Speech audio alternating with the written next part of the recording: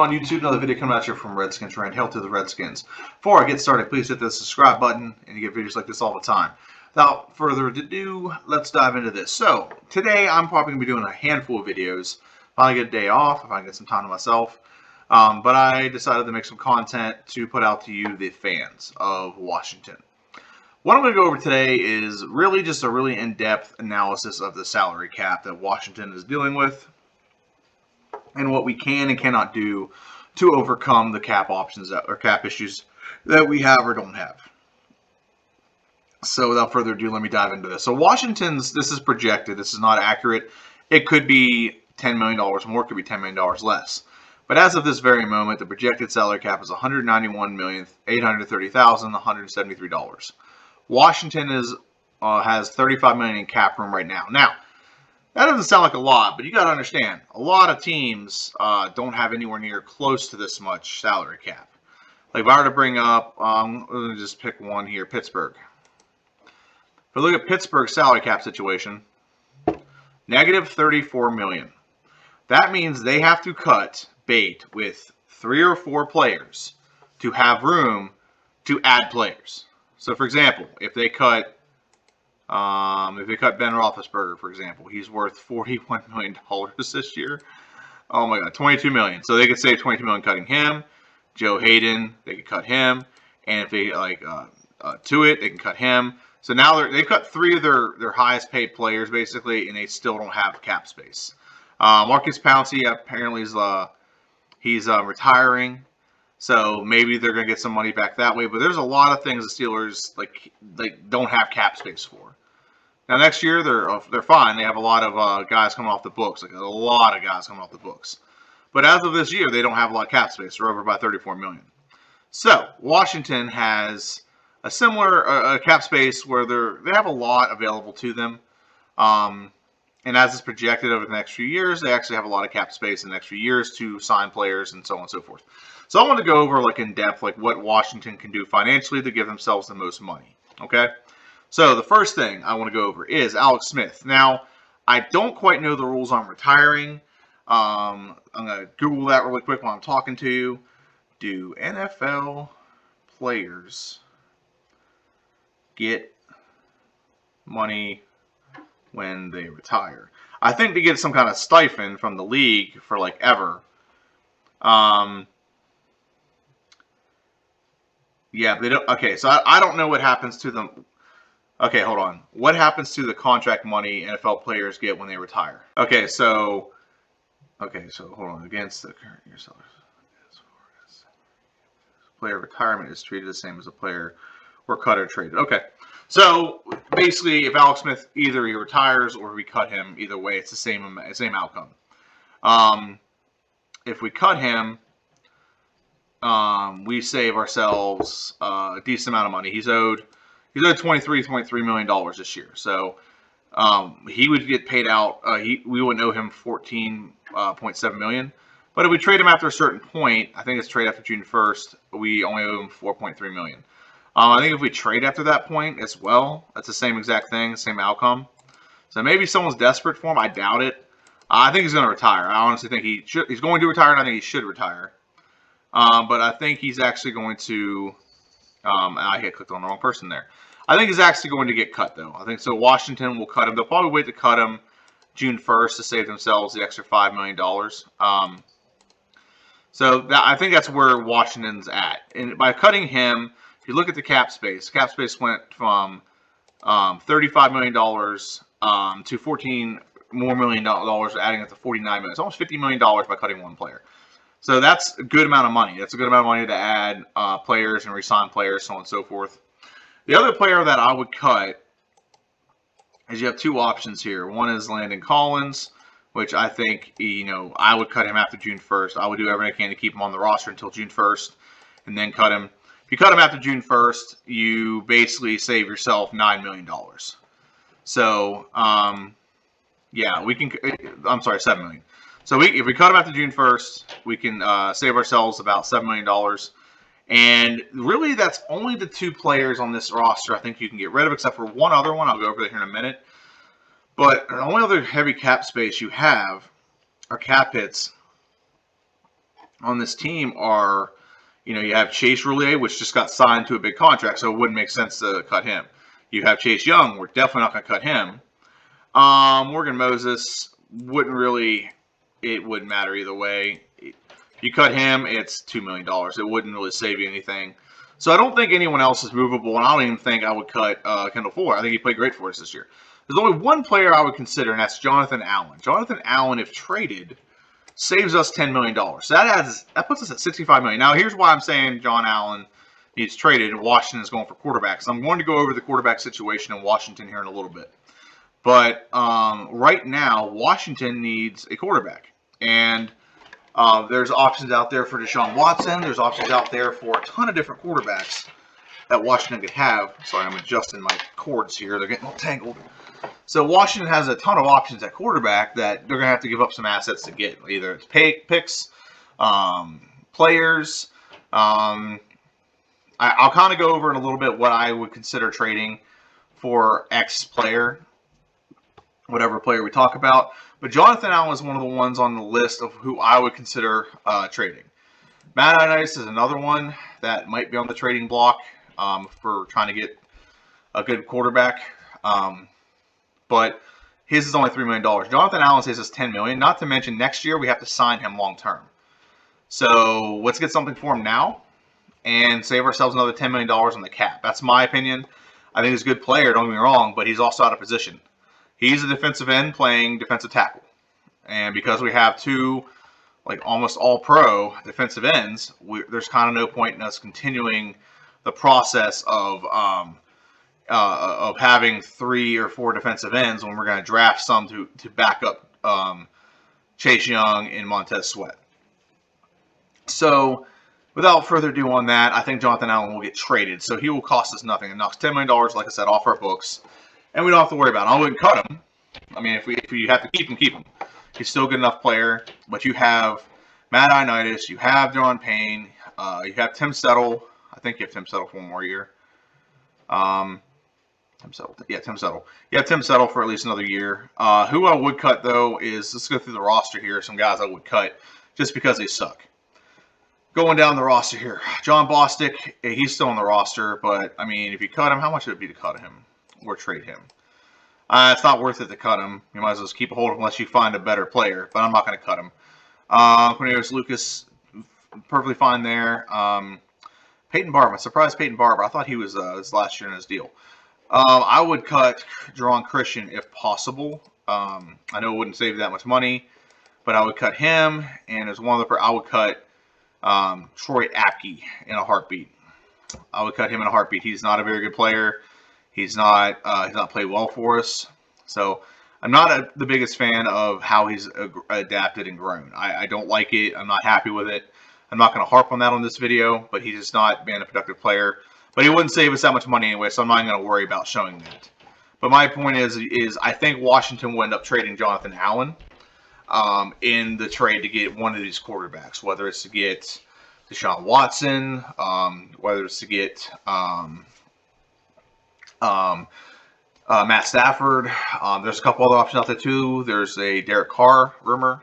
So that's what I think Washington should do. Will they do it? Probably not. They're probably going to keep Landon Collins and try to adapt him to a linebacker role, which I think is stupid. Just wait till June 1st and cut his ass. You get half your money back. You can spend, that's $9 million you can spend towards other stuff. As long as by day 1 or opening day you're under the cap, you're fine.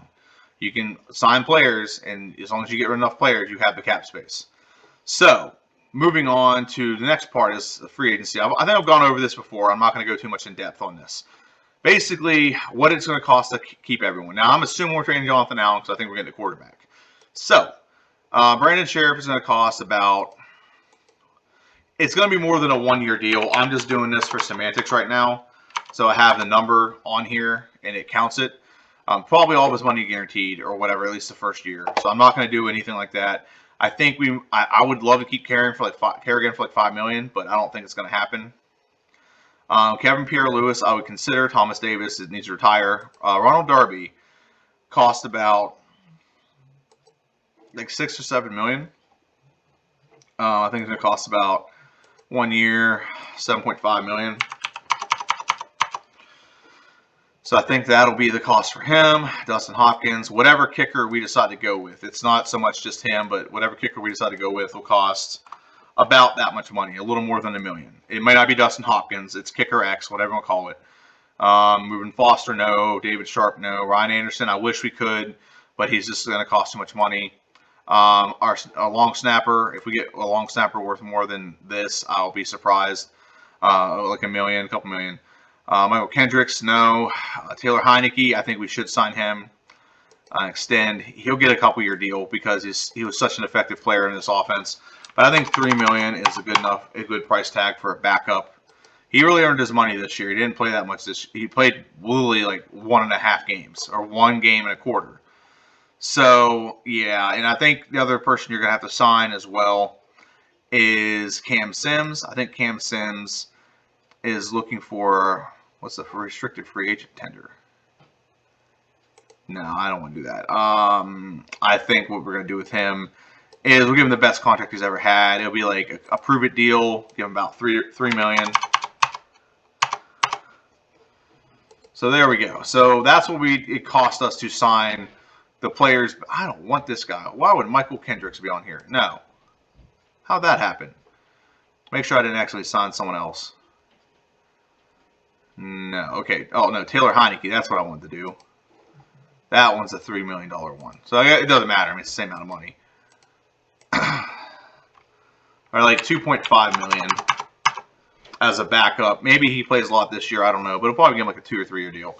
So there, with doing that, Washington has about $40 million left in cap space. You paid Brandon Sheriff. You probably overpaid for Ronald Darby, but you paid for Ronald Darby. And you got a prove-it deal with Cam Sims, give him a little more money, and Taylor Heineke. I think Washington, and I'm going to go ahead and not do that at the moment. I'm going to show you Washington. I'll do that. I'll show you Washington's free agent targets that they should be looking for. So quarterback, I think Washington's going to go for someone specific in quarterback. So I'll just bring up quarterbacks right now. There's not a lot of quarterbacks in free agency I would go for. Mitch Trubisky's a bum. Philip Rivers is retiring. Everyone wants Dak Prescott. I personally don't want Dak Prescott. I'm not the biggest fan of Dak Prescott. There's not a lot of quarterbacks out here I would go for. Maybe Jameis Winston might be one that people maybe want to take a flyer on. I would just rather go with Taylor Heineke. I trust him a little bit more. The only thing I question about Taylor Heineke is his health, is his durability. So maybe Josh Rosen. I don't know. He's a restricted free agent. He plays with the 49ers. I did not know that. Maybe. I don't know. But there's not a free agent quarterback I would go for, honestly. Unless someone got cut and we can scoop him up, that wouldn't be bad. But there's not a free agent quarterback I would even consider. The only one I would consider is Jameis Winston. Not the biggest fan of Jameis Winston personally, but I know he can put up numbers. I know he has the capabilities. And in a year under Drew Brees, had to have had a good impact on him.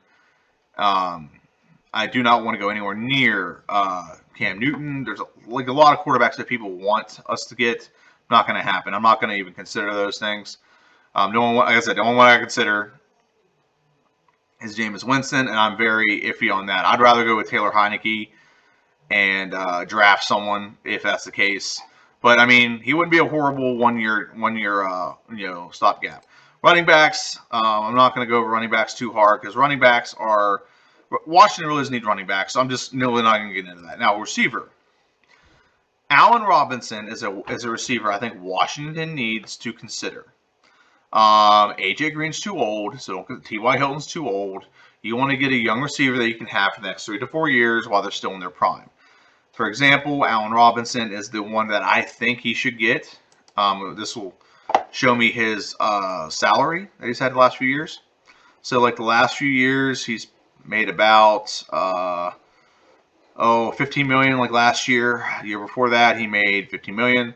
So I think he'll want to be on a team where he can make money, like make pretty good money, but also have a chance to win. So he looks like he's getting paid about $15 million. So I think $15 million is the benchmark that I would pay for a receiver like that. So $15 million. And again, I know I might have done this video before, but I'm just going in depth on a little bit more things, and you'll see where I'm going in depth a little bit more here in a minute. So $15.5 million. $15.5 million. and whatever amount of years, but he'll get that this coming year. So that puts it down $25 million in cap space. The only other options I think there's tight ends. There's not a lot of tight end options. Hunter Henry costs too much money. That's my personal opinion. I would not go that route. I think it's going to cost way too much money. There's not really anyone on the free agency market that I would go for, except for maybe Jarrett Henry. That's because I think he might be a little bit cheaper than the rest, but I really wouldn't go for anyone. I'd go with what we have at tight end or draft one. I really wouldn't go any further than that unless someone down here. No, okay. So I don't like Jeremy Sprinkle. He can kick rocks. I don't like him. Tackles. So we have a right tackle, and we're fine at we're fine at right tackle. Morgan Moses has done pretty well the last year or so of gaining reassuring me of his abilities. There are some tackles on the market that would actually not be a horrible option. Or either we draft one that's going to be our franchise one, or B, we sign one to be a stopgap. Now, we have Cornelius Lucas. He's not bad, but we were going to have to eventually find one to be a permanent solution. Same with left guard. Left guard, there's a couple guys that I would consider, but I like to go young and see if they pan out, honestly. Like, for example, Forrest Lamp with the Chargers. He's younger. I would go with him because he's 27. He still has room to grow. Maybe Eric Pokic.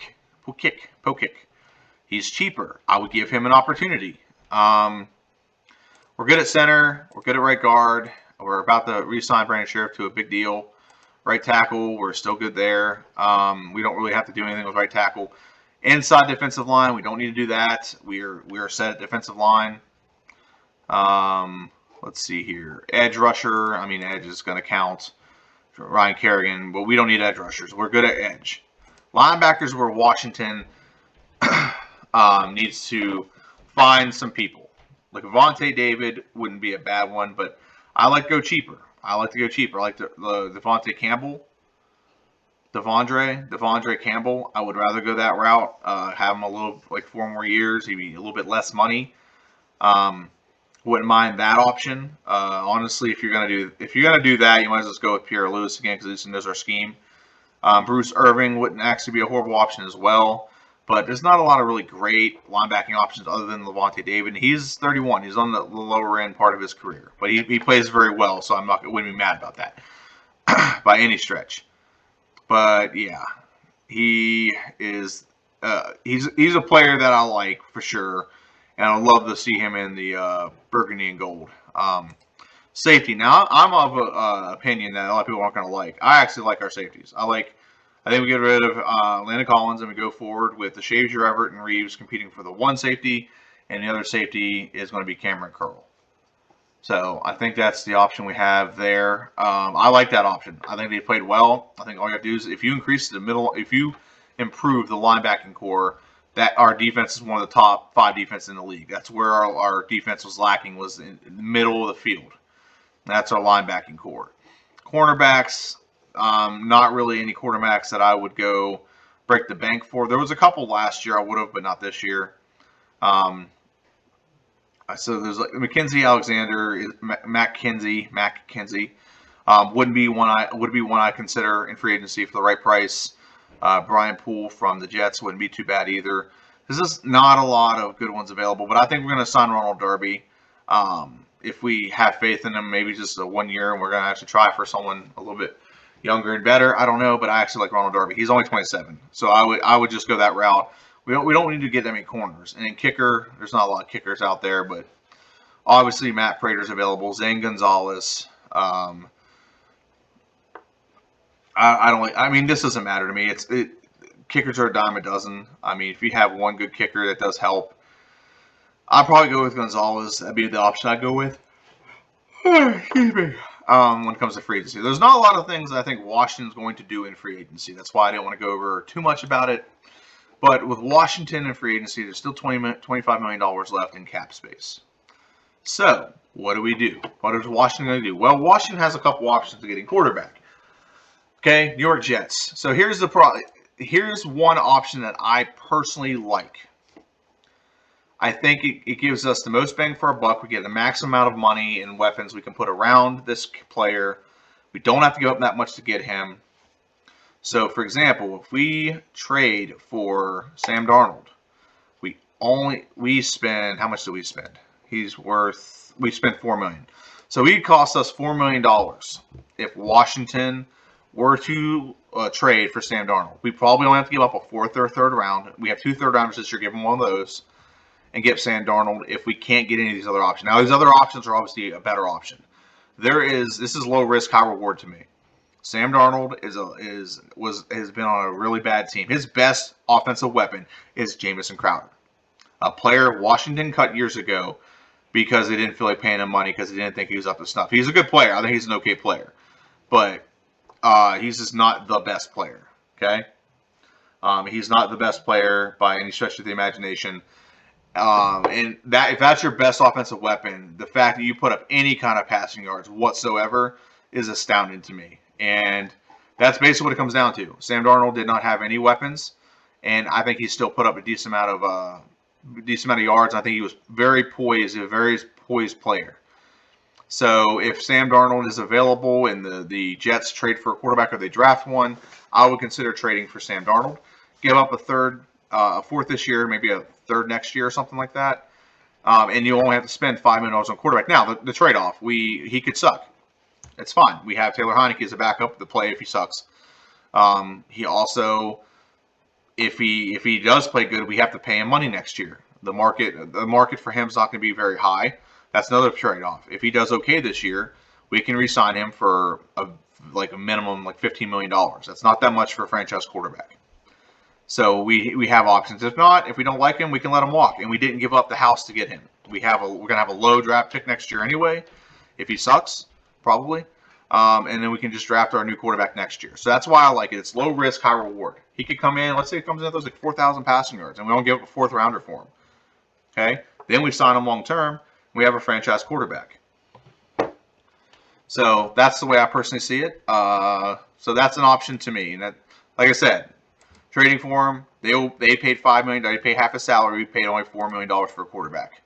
So low risk, high reward. We probably give up like a third or fourth. That's the max I give up. It's like a fourth this year and a third next year, or a third this year and a fourth next year, or something like that, or like a third and a sixth, maybe. But I mean, if they move on from quarterback, this is a no-brainer. Someone's going to trade for him. Why not be us? And it's low risk, high reward. Okay. Detroit Lions are obviously, this is the one that everyone's talking about. This is one of the most popular ones out there. Matt Stafford. So Matt Stafford, if we trade for Matt Stafford, we have to pay him $14 million. The Lions pay him $19 million. So $14 million is actually pretty cheap. And if you look at his contract next year, let me untrade him real quick and I'll show you his contract. His contract next year is only $26 million. If something happens and Stafford sucks and we just want to move on quick, we only have to pay him $6 million to leave. Okay? And then in 2003, he is still owed. Oh, he's not owed anything in 2003. I'm sorry.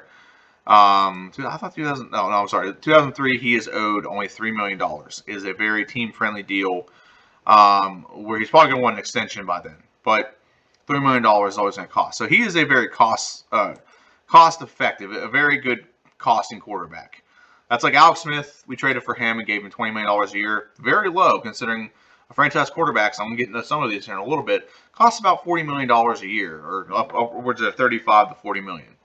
So Matt Stafford, trading for him, the math adds up. It does $19 million off our team. So we still have $6 million to get a couple other things, whatever we need.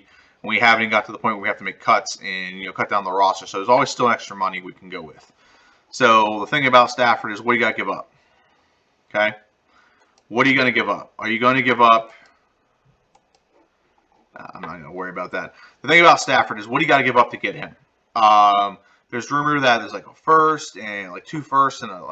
Here's what I would give up to get him. I would give up a first and Jonathan Allen. I give up first. So that, in my mind, that's 2 first-round picks. You're getting Jonathan Allen and a first-round pick this year. Now, the problem with this is a lot of people are pandering and trying to get Detroit Lions. So a lot of people are going to get overpaid for it. The very most I would give, let me rephrase this. The very most I would give is first-rounder, our second, third-rounder this year. So the later pick, third round this year. And then like Tim Settle or Ioannidis. At the very most, I would give up Jonathan Allen. But, first and Jonathan Allen, I think, gets this deal done. And if they push back, just say, hey, we'll throw in a third and get it done. Now, he's only playing for 3 years, so it's 3-year rental. But, those 3 years, Washington's going to, if they get a linebacker like I've just talked about in the draft or they develop one to be better, they're set, and they're going to have a top defense with an offense that can score. Our offense is horrible, by the way. Okay? If I don't have one of the links up right now, but if I showed you like how bad our offense was, our offense threw 500 more yards this year than did last year, and we're still 30th in passing. That's how bad our offense is. Okay, our offense is horrible. It's not productive. It's not a good offense, and it hasn't been like that way for a while. It's a big problem. If Washington had like a middle of the pack offense, we would have crushed teams. We'd have been easily ran away for the division. Okay, so that's the Detroit Lions option with Matt Stafford. Okay, let me go that way. Atlanta Falcons, I'm going to go over this quickly. I don't like this option at all. I really don't. I abhor this option. But if we trade for Matt Ryan, we owe him $44 million. I hate this option with a passion. I don't even want to give it. I mean, they have to seriously give us something to take him. Like, seriously, we trade him like our second. You're giving us your first, and we're taking Matt Ryan off your hands. Because that much cap space is ridiculous. Does it go down anymore after June 1st? Nope. Yep. Okay. So after June 1st, it does. I can't do it. Okay, he can't do it because I don't think he can be traded. I think he has no trade clause or something like that after like a certain point. I don't know. Whatever it is, I wouldn't even consider it. But I at least wanted to show how horrible an option that is. Houston Texans. Now, here's the one that a lot of people have been talking about as well. Is Texans have Deshaun Watson, and he can be traded for, and he'll cost $21 million to the Texans. So he only costs like $6 million this year. It's not that much money. It's not that much money at all. You don't actually pay anything. Actually, I'm going to rephrase that. You don't pay any money to him this year at all. So you really don't pay any money. Now, here's where the kicker is. Next year, he starts making buku money.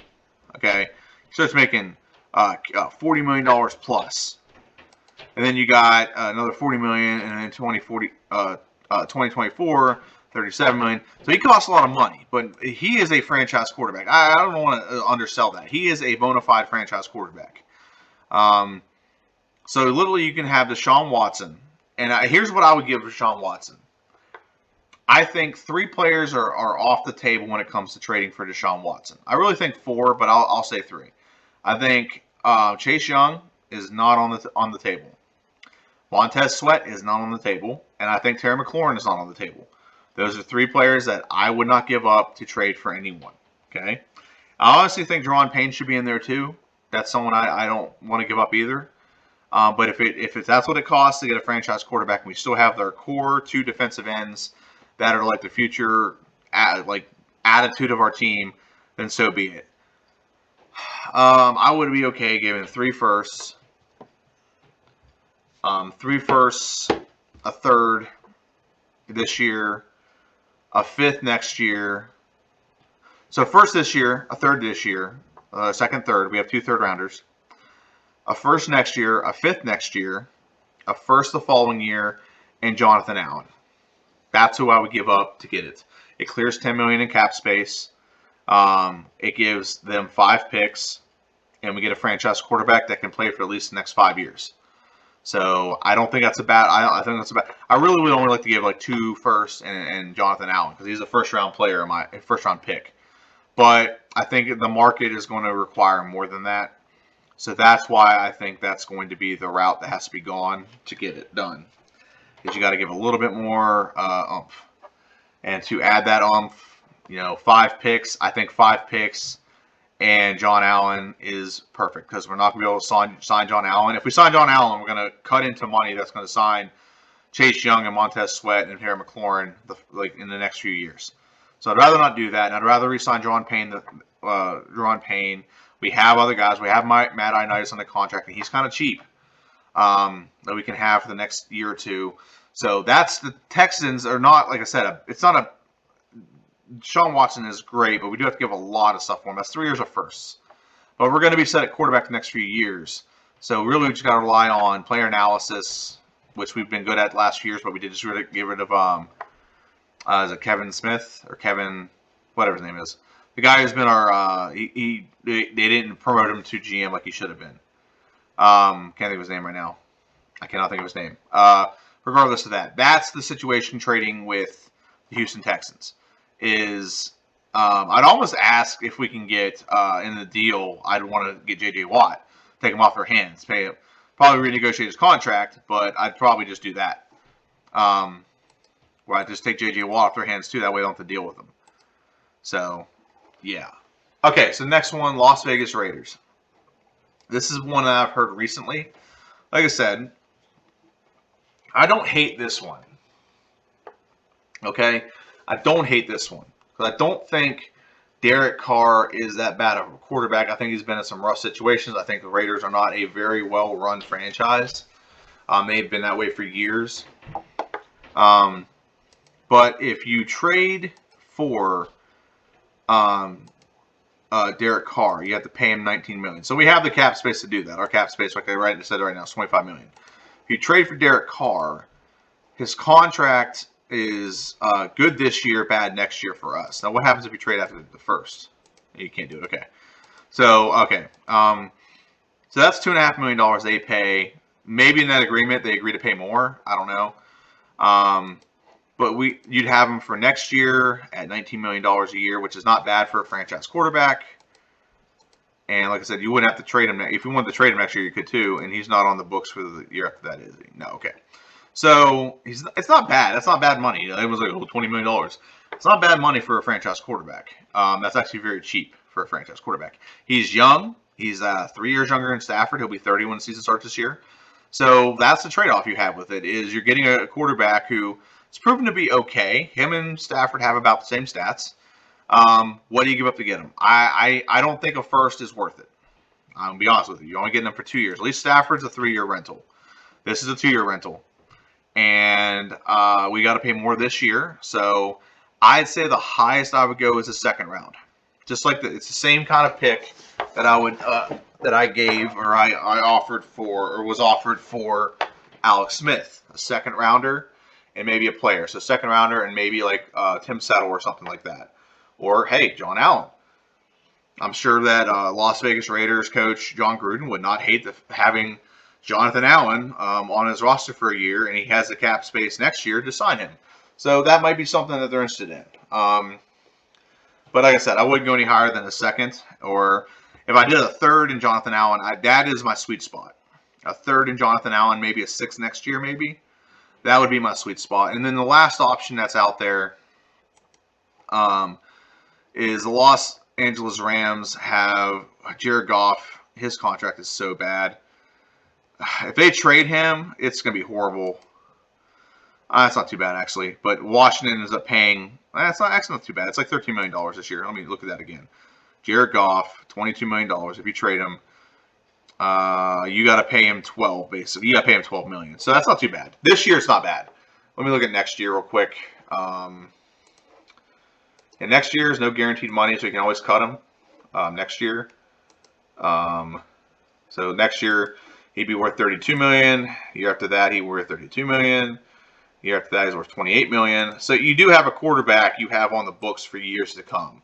That is kind of the upside to it, is you have a quarterback he's not a bad quarterback. He's not a great quarterback either, but he's not bad. He's definitely talented. He definitely has the ability to run an offense in the pros. I think you got to give up too much, and I think, honestly, it's too much money for him. I'd rather go with the 2-year or 3-year option with Stafford and with Carr, or even like go the route of I'd rather if you're gonna pay that much money, you might as well get the best player, which is Deshaun Watson. Now, who's the best option, best player of all these? By far, it is Deshaun Watson. Okay, Deshaun Watson is the best player. The second option on that is Stafford, slightly ahead of Carr, but Carr's earned some points to me because he's a little bit younger. Which ones make the most sense or like less risk? The less risky one is to go for Darnold. Darnold or Carr are the less risky ones. You basically can give up less. You basically can give up, less talent or whatever just to get them. Or less assets, let me phrase that. Less assets to get them. and how the pick. If we went with Darnold, I'm just hypothetically, I just thought of this. If you traded away, if you traded like a third or a fourth for Darnold, you can literally like accumulate like a draft pick by trading away Jonathan Allen. You could probably get like a second for Jonathan Allen right now, or a third.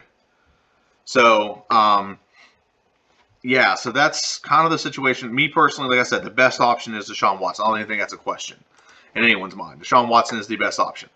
The second best option. Now, what is the best value? You got to give a lot for Deshaun Watson. So we're going to be good for about 3 years, and then we got to pay guys, and then we're going to be stuck for a little bit because we got to rebuild, and we don't have the draft picks to rebuild.